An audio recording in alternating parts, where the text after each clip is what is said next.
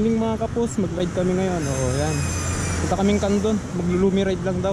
Baka lumi ride scam to eh.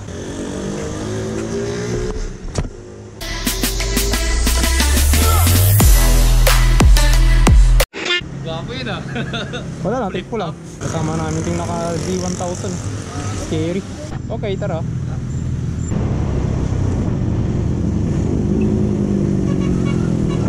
Parang sakto lang yan ah. Sana all ganyan yung driver.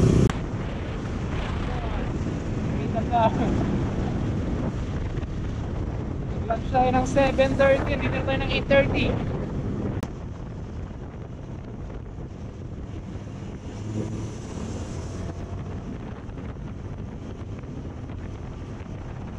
Hot! Grabe naman yan. Instinct ang bikers tayo dati, bikers. Dito tayo ngayon sa Bago Resort. Tama natin si Kuya Andy Moto. Siyempre si Kuya Aloy, tapos si Uncle Carlo. Siya yung naka KTM. KTM na adventure. Magkano po yung trans, ma'am? Naka-promo kami ka-transfer, bali 50 pesos. Hanggang na September 30, sir. Ay, nga na September 30. Gano kay amin, sir? Apat po. Part time. 50. Bali 200 euros. Yung last kong punta dito, mga 2017. Matagal na. Oo, uncle. Nakapanibago dito. Gwapo pa yung kabayo nila, parang. Oh, uncle. Nada ta lugluganan da.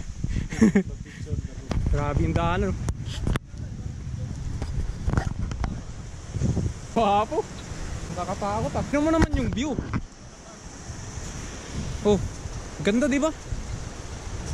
Dito yan sa Ilocos Sur. Bago Resort. Kasi bago nga. Joke, matagal na to. Pero pinangalan lang Bago kasi bago nga. Gets?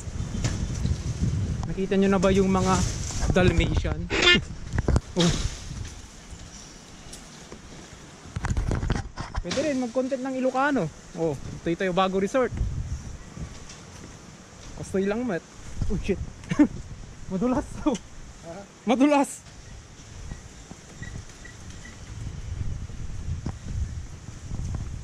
Sama natin sa Andy Moto.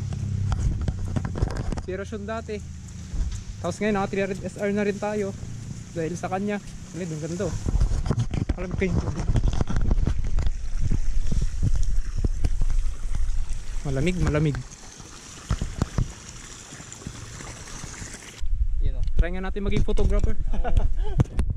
Ngayon lang. Gitna mo ko doon. Kaya kung limbawa kung nakatayo na kunwari, kahit lampas konti, kunwari yellow eh. Okay. Ilan sa ano? Saan muna tayo dito?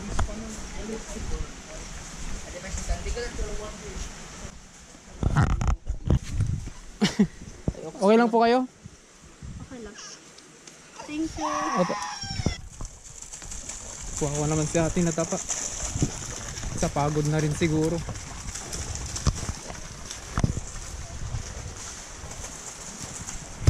Yo.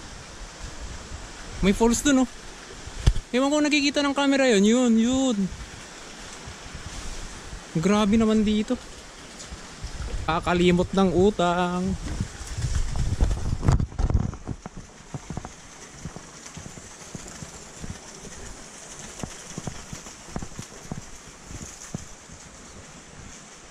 Grabing tahimik.